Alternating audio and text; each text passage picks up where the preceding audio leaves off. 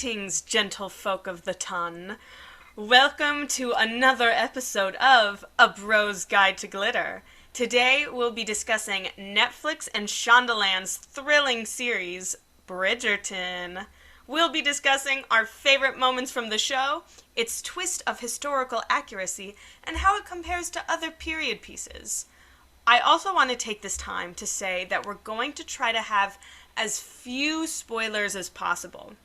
We'll talk about the characters, the tropes, the production design, the general plot lines, but we'll try not to reveal how those plot lines conclude themselves, and we won't reveal the identity of Lady Whistledown. Today, we have a very special guest.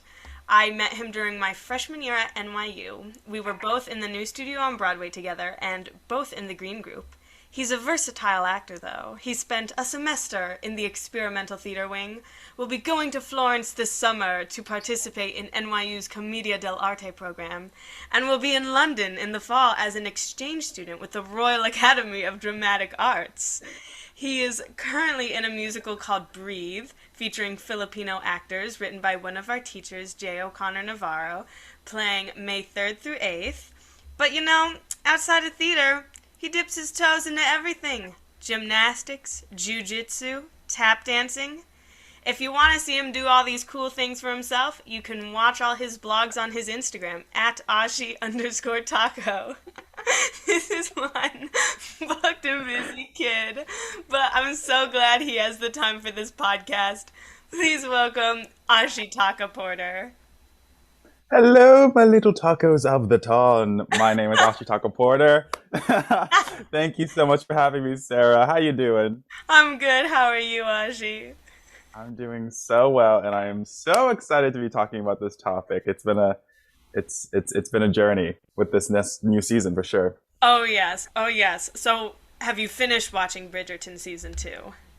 Yes, I finished last week. I also just finished season 2. What did you think?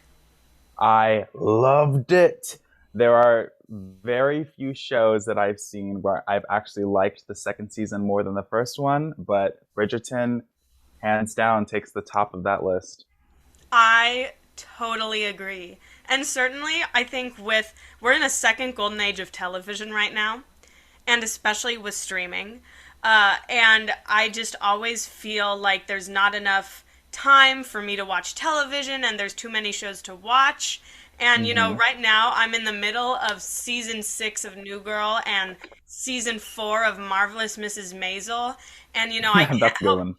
literally, but I can't help but stop and be, distracted by other things. And, Maisel season 4 isn't as good as the other three, I feel like. But Bridgerton season 2 was so good, and I, like, every day last week, like, my being was looking forward to watching Bridgerton at night, and it was phenomenal. Absolutely. So did you like it better than season 1? So you said you liked it better than season 1. Care to Yes. say why? Yes. Okay. So I personally don't think that the couples were any better or any worse than season one, Mhm. but I do think that the plot and slow burn of the main couple's love in season two was so much more desirable. I don't know if you've ever seen any K dramas, but what they do in K dramas is that they just like they stretch the relation, like the falling in love period so long that in close to the last few episodes, when he finally touches her hand, just out of a little like he lays his hand on top of her hand, and all Yeah. of a sudden like everything freezes and the camera like shoots to different things, and it's like, oh my gosh, like that's all I needed, for the past 8 episodes. That's what I got from season two of Bridgerton, which is usually what I don't see in American television, especially one as contemporary seeming as this show. Yeah. And that definitely took the cake for me. Yeah, I really like that aspect too. And we'll talk about this more when we talk about like the sex in the show and how this show compares to other period pieces. But it does follow the formula of other period pieces in being like very slow to commit to the romance. And what that Mhm. does is it makes every single like subtle glance, like touch, special and important. And it just like it puts you in this like tension where you like want this to happen so bad, and they tell you it's going to happen but it's not, so that it only takes just the littlest provocation to get you Mhm. excited. And it's great psychological play on your audience. But I also, thinking about like the difference of the couples, I actually feel like I'm more like Daphne from season one than Kate Sharma in season two, just in being like, just where I am in my life. Like Kate, who's the female love interest in season two, she like is dedicated to being a spinster. She like doesn't, she's kind of jaded, not like jaded on love, but she's like, yeah, I'm not going to do that. I'm like going to be a governess and I'm never going to get married.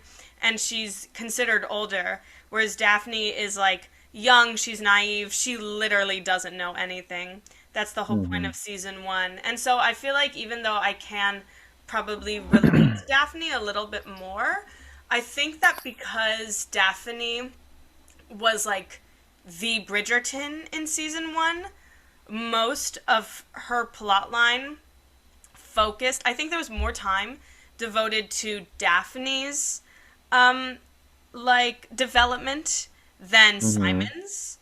But I think that in season two, even though Anthony was the Bridgerton, there was equal time devoted to both his and Kate's development. Yes, Does that make 100%. sense? Yeah, and I think it's also why I loved Kate in season two, who wasn't the main Bridgerton focus, because she was so similar to Anthony. Yeah, And in the same way that in season one, they were so not the same, but then they found similarities. They pretty much did the opposite in season two, and they were like they are so alike that they actually hate each other for it. yeah, And I thought that brought a really spicy take on why it took so long to even like see the potential of their relationship. yeah. And that's a good point of them, because with their similarities, their growth kind of like bolstered each other. Like Yes. his mother would be like, "Dang, you feel responsible for your siblings and you've got eldest child syndrome." Do you know who else has eldest child syndrome? Kate. And like in each of them going through their individual process of being like, "Damn, I never take time for myself and I'm feel so in charge of everything around me." They found each other and that just strengthened that growth. I think also is really cool because it definitely brought up the conversation of what feminism looked like at the time, what an Um, independent woman looked like at the time. And of course, it would make sense that Viscount Bridgerton, would go for the one that's like the least like everyone else because he essentially can have everyone, like anyone that he wants, but he wants the absolute best. He wants perfection. And it's so funny because in their world, Kate is like not the symbol of perfection at all. I mean, she shoots guns, she rides horses alone, yeah. she goes to things unaccompanied by a male. She's just like a rebel girl. And of course, Viscount Bridgerton would be like, yes, I love a good rebel who actually reads books and has her own thoughts and opinions. Yeah. Yeah, that's a good point because his whole, search for a wife at the beginning of season two is like, oh, she needs to be perfect. And when I say perfect, that means she has to be beautiful and she has to be smart and she has to be well bred. And so Kate is beautiful, smart, and well bred, but she's also like not chasing after men, not going to be the most like coy and demure and, curtsying at every moment. Mhm. But because she's not this like coy, demure, curtsying at every moment, because she doesn't like subjugate herself in front of men in Yeah. the way that most women are expected to at the time, she is Yeah. just like an automatic like no in terms of the marriage Hmm. market. And I thought it was really cool how they set up their relationship because first they started with like he chased her through a forest on a horse, and that's how they first met. No names were exchanged, just the meeting. And Yeah. then the second time they met was because Yeah. he said something he shouldn't have, and that was pretty much all she needed to know that he was not fit for anyone, her sister or anyone. Yeah. And that was like the second interaction. And what I thought was really cool was that she overheard the conversation of something that he shouldn't have said. And she didn't go, "Oh, I just don't want to talk to you, Viscount Bridgerton." She was like, so you only want women for this, huh? Like, that's Yeah. that's all you want, huh? Okay, gotcha. I understand who you are. Bye. And she clearly called him out for it. And so, like, from the very beginning, um, Anthony had to first get past that, understanding, or that initial understanding of who she thinks he is. And then he had to win her trust, and then had to win it. And it was just, he had to go through so much for Yeah. it all to like come together. And it was so good. Like, just plot wise and the way that it was written, there was reason for every single moment of the show, which I thought was even more clear than the first season. But I just think it's just because they spent more time with it, though. I think so as well. And because I think a couple of things. I think one of the reasons that the second season was so well developed is because it was very Taming of the Shrew meets Pride and Prejudice. This idea of like enemies to lovers, and you've got Mm-hmm. the older spinster sister who is determined not to marry and knows her worth and is named Kate, and then Mm-hmm. the delicate, flowery ingenue younger sister whom every man wants to be with. And then Mm. with Pride and Prejudice, enemies to lovers, and it starts off with she overhears him at a party saying some misogynist shit, and she decides, okay, I don't like this man. Yes. Him. Yes. And then also, I feel like so much of season one was setting up the like shtick of the show, both in terms of like the aesthetic and what makes it different from other period pieces, but even just like the historical context and the world. And Yeah. I think while that setup gives season one its feeling of novelty, like with season two, I didn't have the same feeling watching season one of, wow, all this is so new. All these characters, this aesthetic, this show, it's all so new and it's exciting to me. I didn't have that same feeling of novelty, but I didn't need extra time and scenes to set up the world of the show. Oh, yeah. That makes sense. So then that means that the second season can just be more focused on the character's development Mm-hmm. versus setting up the setting and the world of the show. That makes sense. I Yeah. do remember I do remember less transition scenes in the second season than I do remember in the first. I feel like in the first season they focused a lot on like showing like aerial shots of the town of the town, and then showing everyone's outfits and what they were wearing, and then like specifically showing the diversity of the town, which is really cool too because they don't address it at all, really. I mean, lines. There are some lines that like talk about how we as people of color have to work a little bit harder than everyone else, but it's not. It's like just the topic of race isn't really touched on, Mm-hmm. really, and I think that just goes to show how inbred the concept of diversity and inclusion is in the world. You know, Mm-hmm. it's not really like a statement because it's just part of life. Yeah. And that was Yeah. that I think was another thing that like thrilled people about Bridgerton. Yeah. And because we're so used to period pieces that are just like all white people. And Yeah. there's this kind of like, and I remember like learning about this stuff and doing this research when I was like obsessed with Phantom in middle school. Hmm. Because that's when it was either, I think it was eighth grade when Norm Lewis was the first Black Phantom on Broadway. And people were like, people just have this belief that there was only white people back then in England and Yeah. only white people in period pieces.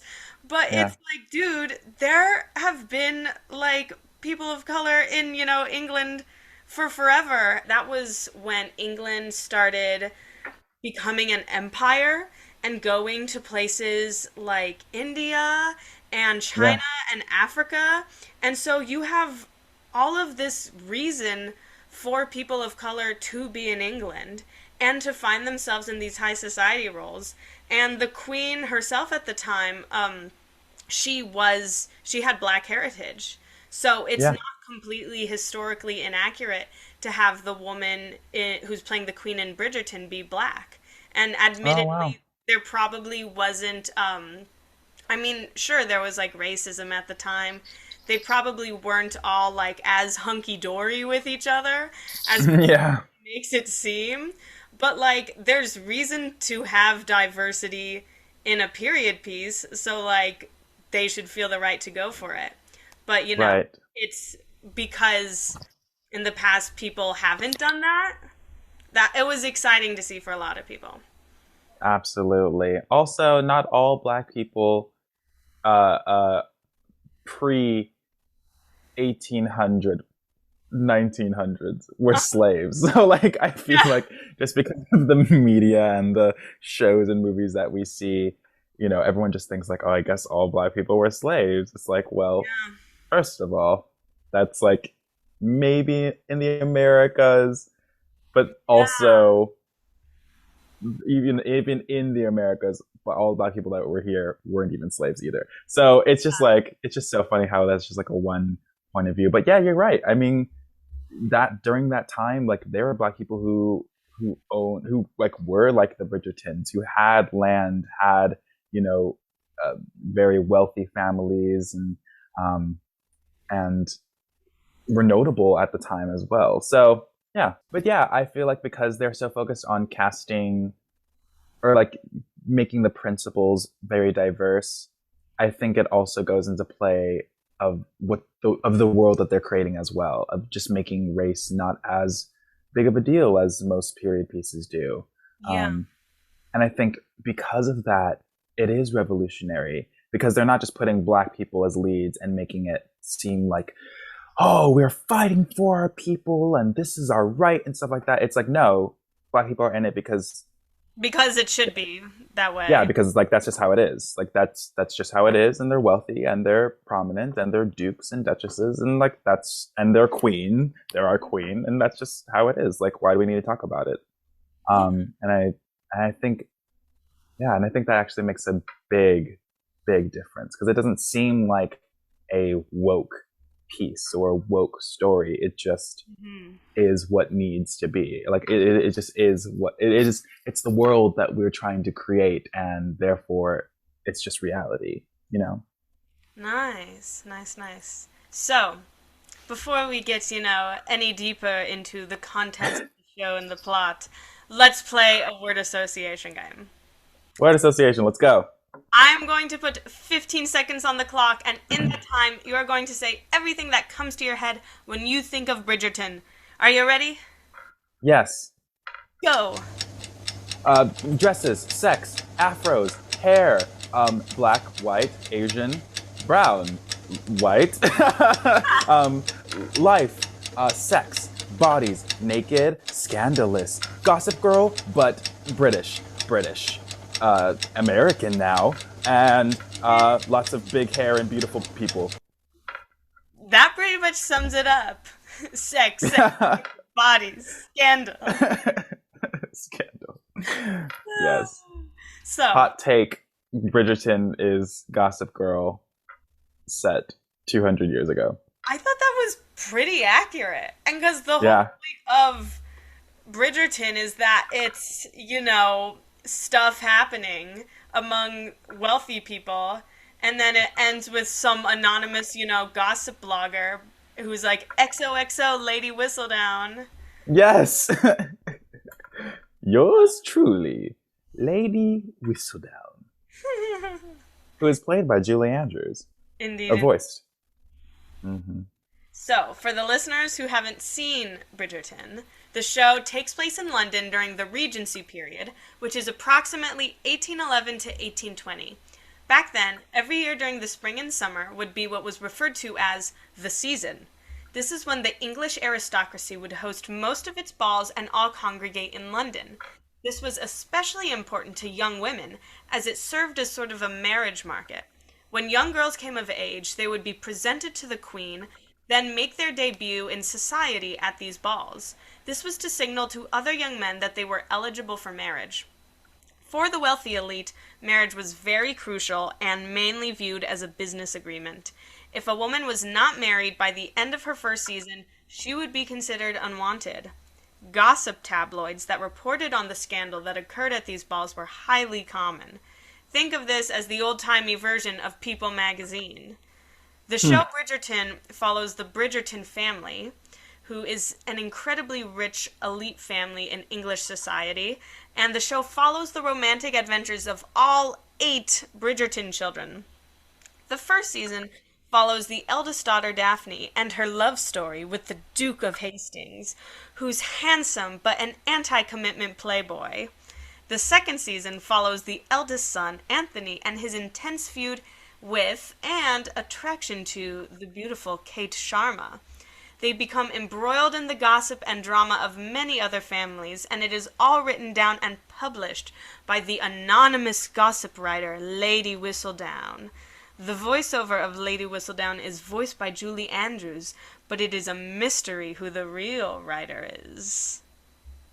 So, what drew you to watching Bridgerton? Oh, that's a good question. I actually think I was just scrolling through Netflix, seeing what was next. Came across it, and I was like, okay, like this looks kind of cool. Like the dresses look pretty. It's very bright and colorful. Um, and I looked at the cast before, and I was like, everyone's hot. Let's give it a try. And then when I, of course, every single episode before the episode starts, it like shows the Shondaland Productions title. Yeah. And that's when I realized, oh shoot, this is a Shondaland production, which means that Shondaland has done, the newest show is Inventing Anna, but she's also done Grey's Anatomy and is it How to Get Away with Murder or Scandal? Both Scandal and How to Get Away with Murder. Oh, there we go. There you So go. I'm like, and oh, Private Practice. so I know all of those shows are incredible and very well done. So I was like, okay, this is really interesting. It's not something that she's usually done. So like, let's give it a try. But after that first episode, I was hooked. I mean, it pretty much starts with the Bridgerton family getting ready for Daphne's season, and so like everyone's like frantically getting ready for the for their introduction to the queen, and we don't really know what's going on as an audience, but we all know that it's just like very fast paced, and as soon as they were like, we need to get Daphne because we're about to be like, we're going to be late.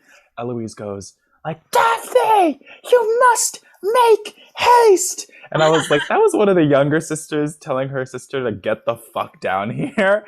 And it was hilarious. And I was like, okay, so this is not like your usual period piece. Let's do it. Yeah. I definitely had the same reaction. I mean, I am a period piece lover. I am a, period piece connoisseur. And so I definitely saw, 3 people standing in Empire Waist ball gowns, and I was like, I need to watch this. And then same thing, I saw Shondaland. And the funny thing is, for my listeners who do not go to NYU, Ashi and I are both business of entertainment, media, and theater minors in Stern. And I've taken 2 different classes so far where we spent like a week or 2 learning specifically about Shonda Rhimes. And Harvard Business School did a case study on her and her company, Shondaland. And she is just like an amazing show creator and producer. She's, like Ashi mentioned, she's done Grey's Anatomy scandal, How to Get Away with Murder. And like pretty much her style in a nutshell is she tends to do 40-minute to an hour long dramas, and her protagonists are always women and often women of color. And so those are just kind of her artistic aims in a nutshell. And so same thing, I saw Shondaland, I'm like, okay, this is going to be good. And obviously, it didn't disappoint. And I think on that note, you mentioned, oh, well, the whole cast is hot. The cast was like all unknowns back then. I mean, Yeah. maybe they did other things in England, but like Hmm. no one in like the mainstream pop culture of like Ryan Gosling, Emma Watson, they weren't known that way. Um, Yeah. and so I think it's great that they chose, like, I think it was strategically smart that they chose semi unknown actors so that now those actors would be known for their roles in Bridgerton. And Yeah. yeah, good show. Good show. They're also international. All of them are British. Like there are no Americans trying to do British accents in this show. Like all of them are. Well, not, they aren't all British, but they're all from Europe or just international. Is Because I there know some are from like Scotland, right? That would make sense. Pretty Uh, much UK still. yeah, yeah, but pretty much UK. No one was like American actors attempting That's good. I would be if someone British was, accent. I would be like, bleh. I don't I know. I just feel like with everyone who is like mostly native speakers, I feel like it'd be easy to point out if someone wasn't, Yeah. Yeah, yeah. or at least as drastically different as an American trying to learn a British accent. Yeah. Yeah. And because even when you see, like, there's on Netflix, they have a Bridgerton after party, which I haven't watched yet, but I want to watch. Oh yeah. And there's something about, like, what's her name? Phoebe Dynevor? Is that how you pronounce her name? Dynevor? Dynevor? I don't know. She I plays actually don't Daphne. know. There's something Yeah. about hearing her speak in interviews, and she still has her British accent that you're not like, oh, who's this gal? This isn't Daphne. You're like, oh my god, it's Daphne. So, who's your favorite character? That is such a hard question, but I think from what we've seen from season two as well, I think my favorite character would have to be Eloise Bridgerton. Tell me more. Yeah, so Eloise, we already know as like a very strong-willed character, and she's one of the middle sisters of she's right under Daphne. But what I think is so funny is that, she's considered beautiful and, she honestly could be another diamond of the ton, but she's just so headstrong and doesn't want to marry at all. And she's witty, she's funny, she is so mean, but in a loving way that it just makes the character so lovable. Also, she's in the middle of everything. At some point during the season, she's commissioned to try to find Lady Whistledown by the Queen because that's how she's interested. Like that's how much interest she has, like on who this writer is, and she's just an instigator, and it's so fun to watch her. But also in season two, we start to see her, starting to get out of her shell a little bit, and it's really, really cool because now we start to see her identifying with her other siblings in a way that's similar but extremely different because of the circumstances. And I'm just rooting for her. Like I want her to find love and fulfill her dreams, and yeah, I Yeah, have so much love for her. Yeah. I like that. I like that. For my favorite character, I can't choose between Kate and Edwina, like, which are both the strong Interesting. characters. I just think that they're so awesome, and each of them are so badass. Like, I love how Kate just has this flawless, no bullshit confidence of like, I am Yeah. here in England. I am going to find a husband for my sister. She's going to be the best husband. I will stare down every suitor. No, I am not getting married. I will not be distracted by that. I will go back to India when I'm done. But she also, of course, has feelings, um, Yeah. and her own attraction towards Anthony that ends up blossoming. And there's Mm. this idea of like, oh, I'm here for my sister. Everything I do is for my sister. But also, what about my own feelings and the idea of self-sacrifice? And so she's just so compelling to watch. But also Yeah. with Edwina, I love her like youthful like innocence and Mm. her sense of hope and this idea that like she's going to London and she's going to find her true love and she'll be married and she'll be happy and I'll convince my sister to stay with me. Like she just has such an energy Yeah. and like sense of hope and joy that I love and Mm. that I'm drawn to. Like if I knew all of these people in real life, the Sharma sisters would be the cool girls that I Yeah. would be like wanting so badly to be friends with and Yeah. kind of hanging around hoping that they invite me places and hoping that like their coolness rubs off on me. You know what I'm Yes. saying? Yes. Yes. Absolutely. Except like they don't get along with anyone else, which is funny. That's oh my god, that's true. Yeah. I mean, because like they're so like forward mindset about like what they want. Like they don't even waste time trying to get to know the other girls because the other girls are not good people. Yeah. That's so Yeah, true. because they And only bond with the Bridgertons. That was pretty much it.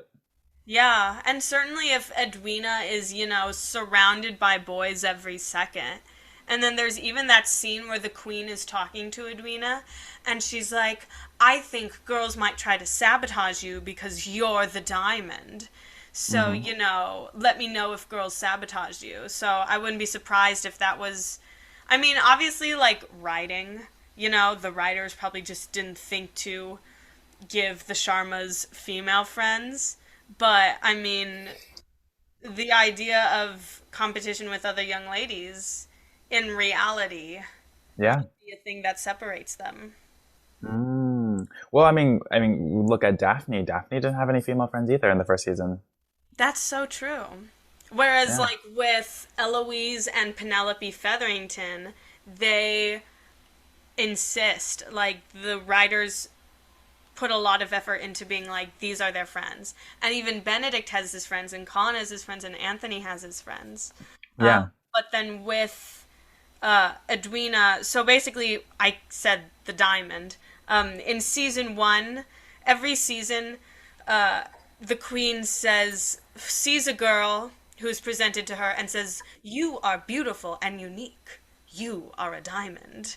And whoever that girl is, then is like the most popular, most desirable girl that season. And in season one, it's Daphne. And in season two, it's Edwina Sharma.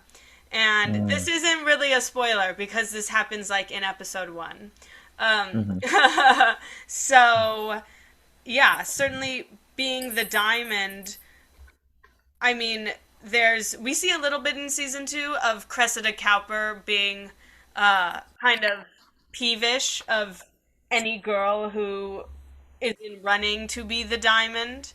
But even from like an outside perspective, being the diamond means your story is going to be so focused on finding a love interest that the writer is going to spend more time talking about you and your love interest rather than you and your female friends. And I also, Cressida Cowper is one to frequently be seen with lots of female friends, and maybe that's why she never finds a mate in both seasons. Yeah, that's a good point. Also with Edwina, I love that you point out that she was young.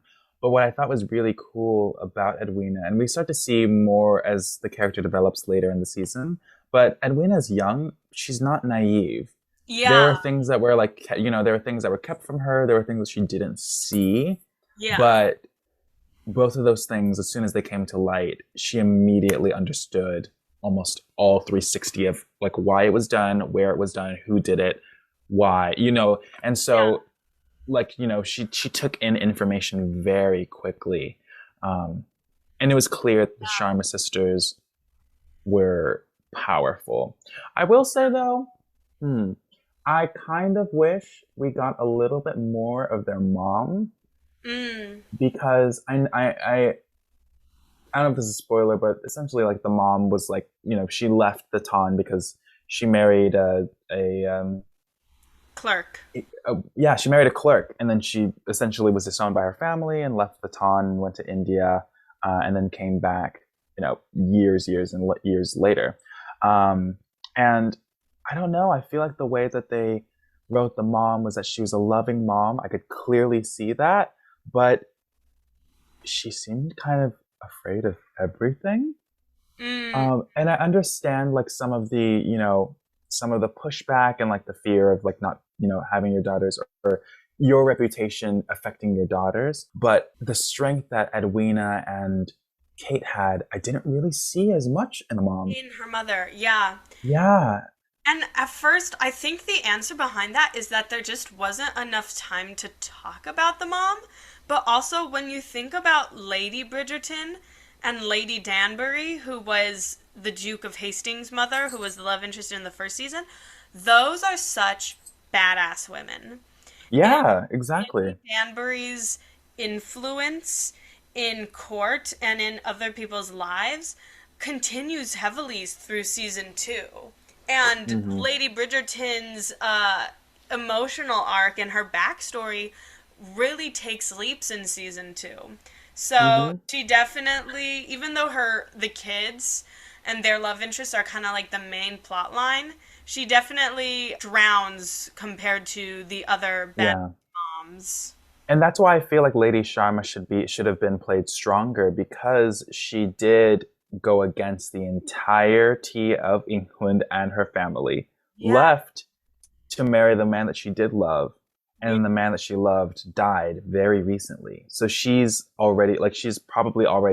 either at the end of the grieving process or already has processed the grieving process, hmm, which would have just made her a stronger person just in general. yeah, So I feel like coming back, she would be nervous, but she'd be coming back with a different intention.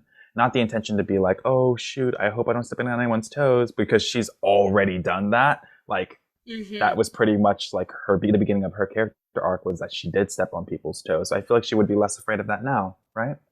yeah, yeah. And especially considering, someone had to raise Kate to be that. Exactly. To be that badass. Uh-huh. Because and also just for the listeners who are out there, Kate is Kate has all the skills that the men of the Ton have, and she has all the skills to teach Edwina how to be a proper diamond. Like, Mhm. and we learned that that Edwina did not have a tutor whatsoever, but Kate learned everything from reading from the people that she was around to teach to Edwina. So both of them have the the utmost respect and they have all the manners. They know which fork is which on on a table setting. They Yeah. know all the dances because they taught it to themselves and then taught it to each other. They have everything they need without help. So I'm just like, and I'm sure Kate probably learned that from her mom as well. That's why I just think that I think that they should have gone a different direction with Lady Sharma, even though she wasn't a big part of the show. But I digress. Yeah, there's definitely this idea of they adopted a scrappy attitude in order to become a lady or like Yes. and those two things seem opposite, but also going back to your idea of like, oh, Edwina seems young and naive, but she has, she's smart and she has this moment where she says, hey, you kept things from me. That's not cool. Yeah. I'm smart. I can handle the truth. Don't lie to me. Daphne has the same moment in season Mm. one at kind of the same point in season one. And she has kind of the same thing as Edwina with being like the young, naive one. But she's like, Interesting. hey, there's a moment where she's talking to her mom and she's like, hey, no, no, stop. Be truthful to me. Don't lie to me. I'm an adult. I am smart, I deserve the truth. And Mm. so even though they are like they're playing this like femme fatale trope and Hmm. role, A, they're not dumb, Hmm. and B, they know they know their desirability in their society and they know their Yes. popularity and they have to be protective of themselves and advocate for themselves. Yeah, and I feel like they're not naive at all. I, Yeah. I wouldn't even say I wouldn't even say that you could label them as young and naive because both Daphne and Edwina are not naive whatsoever. They're just very hopeful. Yeah. Well, and I Because I would feel label like them naive in terms of like both of them have like a significant runaround in terms of in season one, her mom keeps a very key piece of information from her, and in season two, Edwina doesn't realize what's happening with Kate and Anthony. yeah, right, right. And both of that is just they're in the dark. Yeah, that's probably why Yeah, I'm in the dark. yeah, they're in the dark because they see so much light for themselves and their future. So, did you prefer Daphne or Anthony more as a protagonist? Okay, I'm gonna say that I prefer Anthony more as a protagonist. And the reason why is because in season two, Daphne was such a badass in Mm-hmm. that season as well. And I Yeah. also think He came that into her because own. She's like, I'm a duchess. I know what's right yes, for myself. I'm yes, organizing these flowers. it was incredible seeing her in season two. Like I loved her character development. Don't get me wrong, she was an incredible protagonist. Like I that's the whole reason why I loved Bridgerton in the first place. Mhm. Um, she's also a wonderful actress too. But I really think that Anthony was a great protagonist in the second season because it gave us the opportunity to see the way his love interest also develops as well. And we see a lot of backstory to who he is and what it means to be responsible for an entire family of wealth. Like we see him have to get through past his ego, past his trauma, past his fears, past his like his initial reason to get married, which was just to find a perfect wife, but not for love. Whereas Daphne was marrying only for love, and then the circumstance came up, and then she realized love for Simon later on. Anthony had no reason for marrying for love and just wanted to marry for that perfect woman until he couldn't find her, and then boom, gave us the perfect plot line for this second season. Yeah. Yeah. Like he discovers love. I feel like Daphne and Anthony both discovered love, but like Daphne had an idea of love that she realized was wrong when she met Simon. Yeah. Anthony had no idea. I mean, literally, there's like a scene where Daphne explains to him what love feels like, and he's like, "Oh, oh," and then Yeah. it's like we see his like whole demeanor change, and he's like, "Wait a second, I don't think I actually know what love is."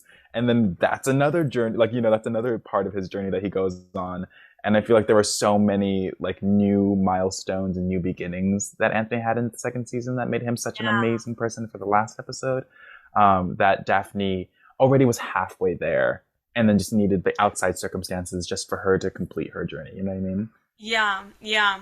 And I feel like with season one, I think the thing with like romance movies and with period pieces like this, I mean, you just are like, okay, they're gonna get together in the end. Yeah, You just have that feeling. And, but like, if it's a good period piece, either they won't or it won't exactly happen in that way. It won't yeah, happen easily. And the good thing about like season 1 is that like there are pitfalls to the love story. And like this show, there are plenty of plot lines where like it doesn't end up happy. There's actually a yeah, pretty big plot line at the end of season 2 that, ends in like discord that actually made yeah. me be like, oh my God, what's going to happen to that character? What's going to happen to Mm-hmm. her relationship with that other character? Um, Yes. but I think that with season two, they really like take even more risks of like, okay, this isn't going to happen. Um, like there's like thinking about Jane Austen. So like the book Sense and Sensibility, Yes. you kind of have an idea at the beginning of okay, this character is going to end up with that character and this character is going to end up with that character, and then it doesn't end up like that at all. And it totally like creeps up on you and surprises you. And with uh with season 2, it starts off with this idea of okay, this is who's gonna end up with who. I mean, you have an idea, you have a notion, uh, Yeah. but then they really go the opposite direction, and they go so deep into making you feel like it's not gonna happen, and really keeping you on the edge of your seat and making you be like, oh my god, this is terrible, and Hmm. man, these characters have really dug themselves in a ditch now. And so I felt that suspense in season 2 more.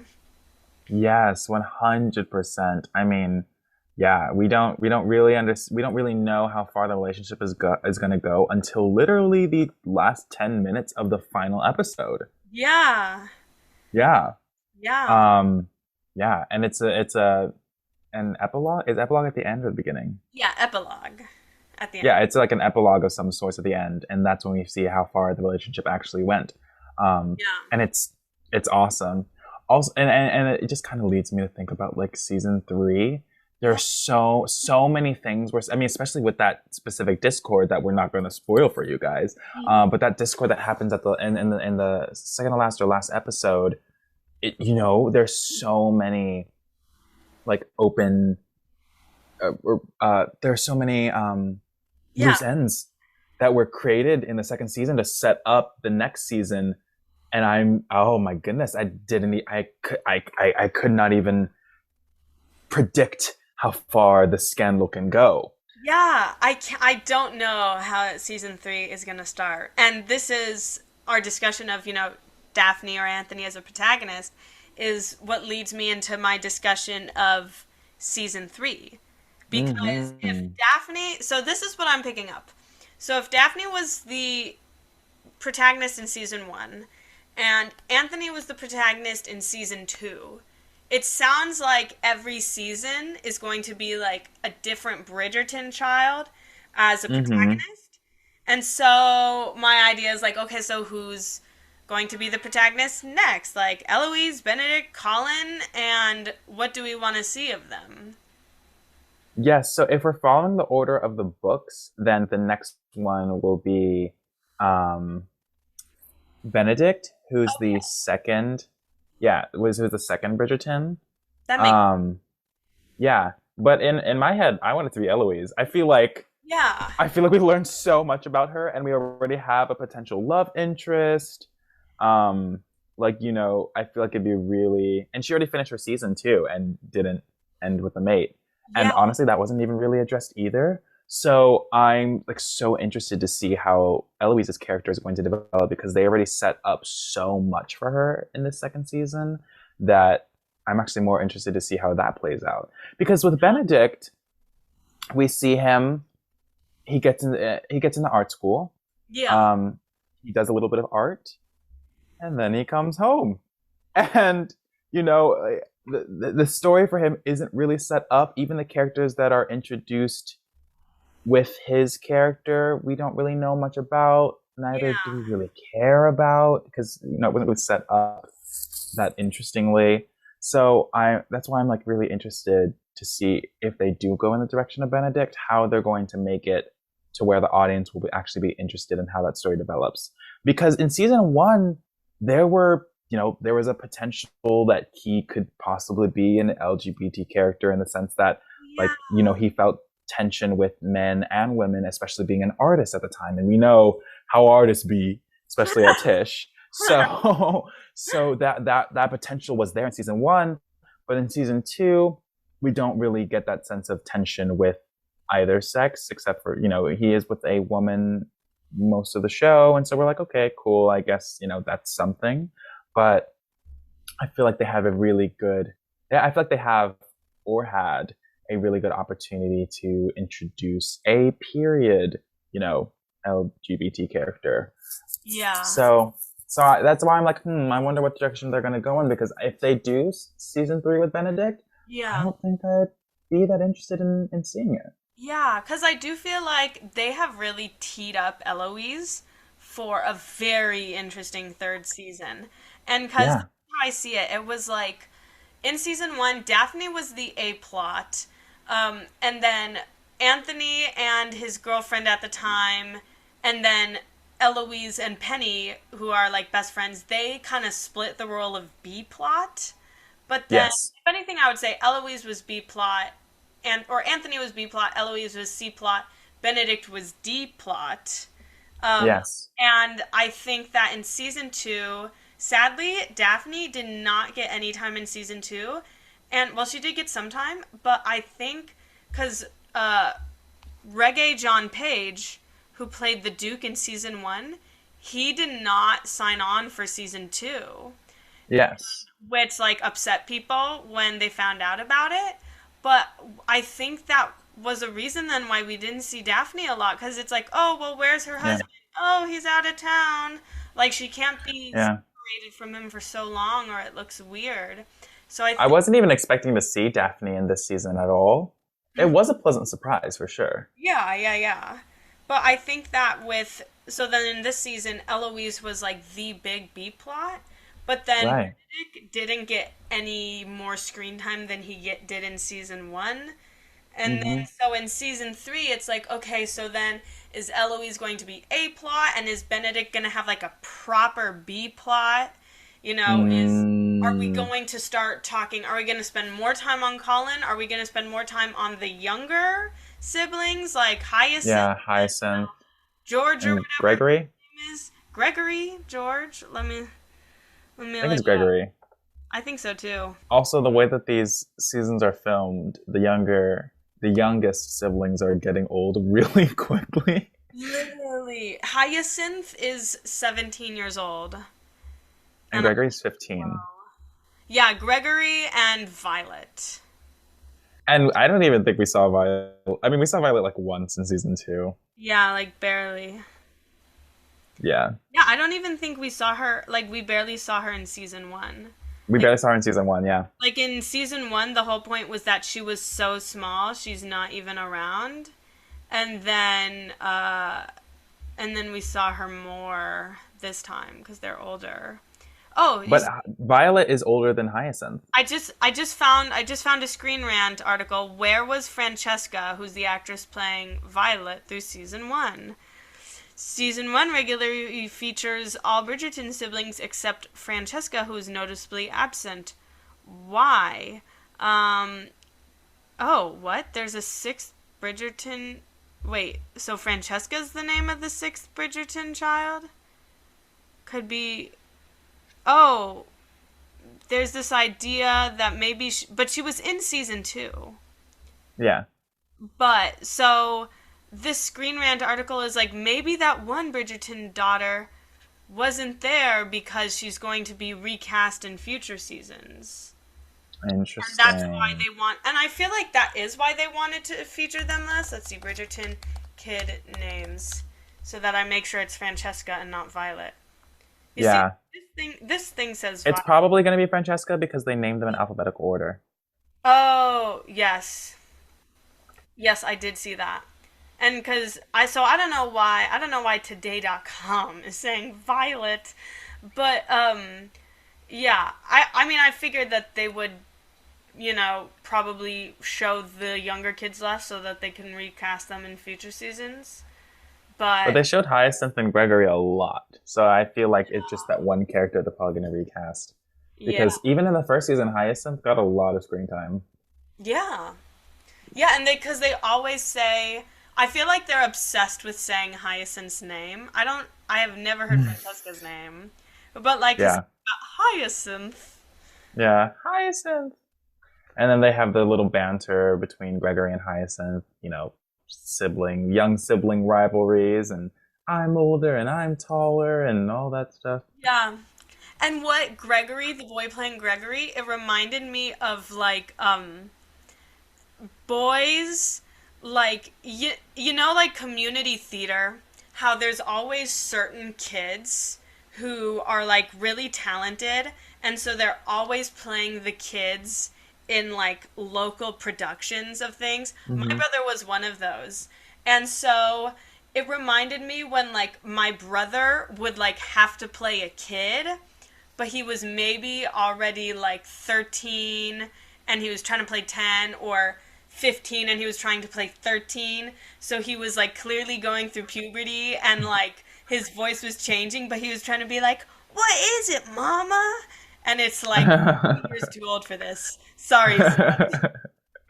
But I feel like they did do a good transition though, because in season two we do get a older brother, younger brother moment Yeah, with Viscount Bridgerton, Anthony, and younger brother Gregory. yeah. Because I don't exactly remember what the scene was about, but Gregory's going through something, and I think Mhm. he was lonely or he was, sad or something like that, and Anthony was in his father's office, and he kind of took on that father role. And even though it was such a small scene, it was such a big moment for Anthony because he's like really coming into himself and becoming the head of the family. And so it's like how, as head of the family, what is his relationship with the younger siblings that he's also trying to develop as well. Yeah. And so we got a glimpse of that in season two. So this part right now will go at the end of the first part of the episode. Well, it's been an eventful episode so far, talking about all of our favorite Bridgerton characters and all of our favorite moments from the show. But Ashi and I's conversation is so long that we've separated it into two separate 1 hour episodes. So wait till next time when we release the second half to this episode. We will be talking about the costumes, the music, the historical accuracy, and some very sexy love scenes. See you next time.